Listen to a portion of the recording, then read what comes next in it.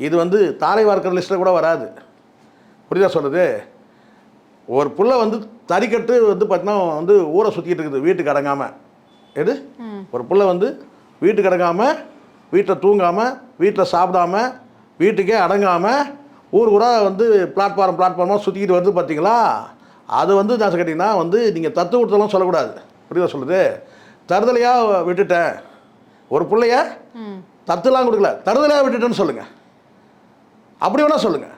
சில தற்கொலைகள் கிட்ட வந்து நான் தருதலையாக விட்டுட்டேன், ஒரு தற்கொலை கூட்டத்துக்கு வந்து தருதலையாக விட்டுட்டேன் அப்படி சொல்லுங்கள். ஏன்னா கூட இருக்கிறவங்களாம் அப்படி தான் இருக்கிறான்.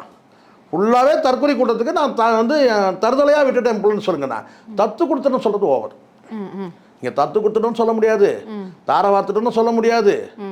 ஒரு கூட்டத்துக்கு வந்து ஒரு தற்கொலை கூட்டத்துக்கு நான் வந்து தருதலையாக என் பிள்ளைய விட்டுட்டேன். கரெக்டான வார்த்தை. தருதலையாக விட்டுட்டேன், அவ்வளோதான்.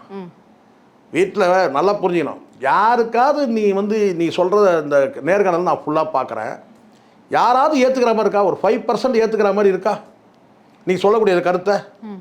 ஒரு குடும்பத்தில் ஒரு வயதான ஒரு மனிதன் நீ வந்து உன்னுடைய பொசிஷன் வந்து நீங்கள் மாமனார்ன்ற ஒரு பொசிஷன் இருக்குதுன்னு சொன்னால் அந்த பொசிஷனுக்கு நீ சரியாக நீ நடந்துக்கிட்டியா சொல்லுங்க பார்க்கலாம். நீ ஒரு புரட்சிகரமான இயக்குனராக உன்னுடைய பாதையை தொடங்கின.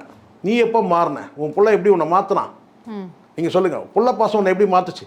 நீ ஒரு புரட்சி இயக்குனர். எப்படி புரட்சி இயக்குனர். சட்டம் ஒரு இருட்டரை, சாட்சி, இந்த மாதிரியான படங்கள் நடிக்கிற. அப்போ விஜயகாந்த் என்ற ஒரு புரட்சிக்காரன் உன் கூட வந்து இருந்து அந்த படத்தெல்லாம் வந்து நடிச்சு விடுறான். எப்போ உன்னுடைய பாதை மாறுது? தான் புள்ள ஒரு ஹீரோவாக்கணும் போது உன்னுடைய